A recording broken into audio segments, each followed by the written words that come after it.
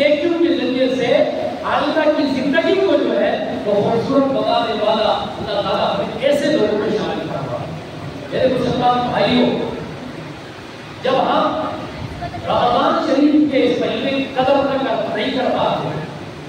اس کا سب سے بڑا جو برا اثر انسان کی ذات پہ پڑتا ہے وہ کیا ہے کہ انسان اپنی زندگی کے باقی جو 11 مہینے ہوتے ہیں وہ اس کو اپنی صدا پر امکان اگر اللہ تعالیٰ کا فضل ہو جائے تو ممکن ہے ممکنات میں سے، لیکن انسان بڑی بدبختی کا شکار ہو جاتا ہے اور انسان نیک کاموں سے اپنی ذات کی اصلاح کرنے سے وہ محروم رہ جاتا ہے۔ اگر اس رمضان کی اگر کسی نے قدر کی، اس رمضان کے اندر کم از کم اپنے کردار اپنے اعمال کا جائزہ لیا اور اپنے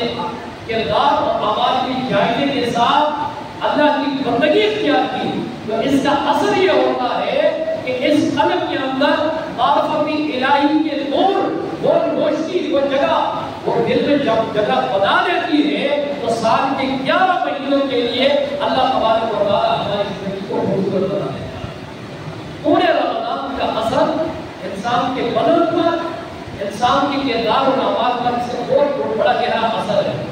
اسی لیے حضرت ابو ہریرہ رضی اللہ تعالیٰ فرماتے ہیں کہ سوائے بھوک اور پیاس سے خوش نہ رہیں، روزے تو رکھیں مگر گناہوں سے اپنے آپ کو نہیں بچا سکتے، روزے تو رکھیں مگر گناہ جیسے ہوتے رہے ویسے ہی گناہ کرتے رہے۔ تو فرمایا کو سوائے بھوک اور پیاس کے کچھ نہیں ملا، اللہ کی اس بات کی کوئی پرواہ نہیں کہ تم روزے سے ہو اور اس کے بعد جو ہے اپنے آپ کو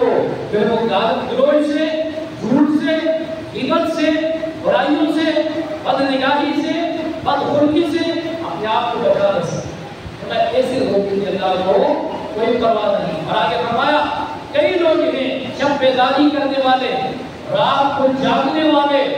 سوائے ان کو جاگنے کے اور کچھ نہیں ملتا۔ میرے آقا علیہ السلام کی امت میں سب سے عظیم لوگ صحابہ گزرے، صحابہ کے بعد تابعین گزرے، تابعین کے بعد تبع تابعین گزرے، تبع تابعین کے بعد ائمہ دین اولیاء کاملین گزرے۔ اگر ان کی زندگی اٹھا کر دیکھی جائے تو دن میں روزہ، دن میں میدان کارزار میں جہاد، دشمن کا سامنا کر رہے ہیں اور رات میں کھڑے ہو کر رب کے حضور قیام کر رہے ہیں۔ روزہ رکھنے کا انداز، جو طریقہ اللہ والوں نے ہمیں بتایا، اللہ والوں کے طرز عمل سے ہمیں پتہ چلا، وہ یہ ہے کہ دن میں روزہ رکھنا، دن میں روزے کے ہوتے ہوئے اللہ کے حضور جو ہے وہ بڑے بڑے محاذوں پر جا کر اسلام کی سرحدوں کی فتح یابی کے لیے جنگ لڑنا اور رات میں اللہ کے حضور کھڑے ہو کر قیام کرنا، بارگاہ الہی کے اندر عبادت کے رات گزارنا، یہ اللہ کی نیک لوگوں کا مزاج بنا رہا۔ اور آج امت کا حال تو یہ بنا جا رہا ہے کہ پورا دن جو ہے وہ روزے کی حالت میں یا تو سو کر گزاریں گے یا غفلت میں گزاریں گے، اور پوری رات بغیر عبادت کے، بغیر بندگی کے ویسے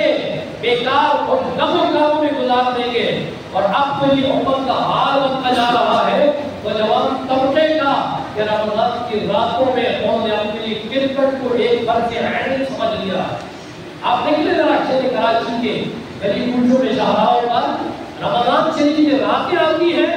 نوجوان کے ہاتھ میں گیٹ اور بلّا ہوتا ہے اور وہ گلی اور روڈوں کا رخ کر کے مسلمانوں کو ایک اذیت جہاں دینی ہے وہاں پہ ساتھ اسی رات میں اللہ کی نفرت کے اس رات کو گزارا جاتا ہے۔ یہ مزاج، یہ کیا طرز عمل بنتا جا رہا ہے؟ اس کی بنیادی وجہ کیا ہے؟ ہم اللہ تبارک و تعالیٰ کی بندگی اختیار کر کے،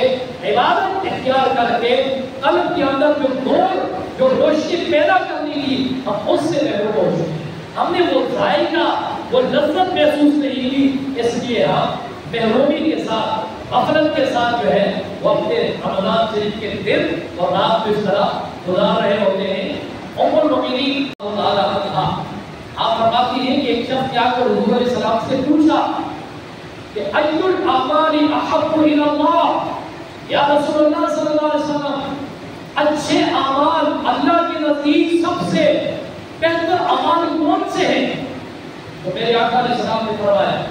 اطلبوها وان قل، فرمایا تمہارا ایسا عمل یعنی رمضان شریف آنے کے بعد، رمضان شریف کا مہینہ پار ہونے کے بعد عبادت کے اندر ایسا لطف اٹھایا، عبادت کے اندر تمہارا مزاج ایسا بن گیا کہ اب سال کے 11 مہینے ان اطلبوها وان قل، اس مزاج کے اوپر استقامت اختیار کرنی، اگرچہ کم عبادت کریں لیکن استقامت اختیار کرنی تو یہ سب سے بڑی کامیابی ہے۔ ہم سمجھتے ہیں ان قلہ اگر وہ کم بھی ہو تو اس کم کو ہونے دو اور اس کے اوپر آپ جو ہے استقامت اختیار کرو۔ یہ حضور علیہ السلام نے جو ہے امت کو طریقہ بتایا کہ آپ جو ہے کم اعمال اختیار کریں لیکن استقامت کے ساتھ جو ہے وہ اختیار کریں گے۔ اتباع رسول حضرت ایوب انصاری رضی اللہ تعالی عنہ آپ فرماتے ہیں ایک شخص بارگاہ رسالت امام صلی اللہ علیہ وسلم میں آ کر حاضر ہوا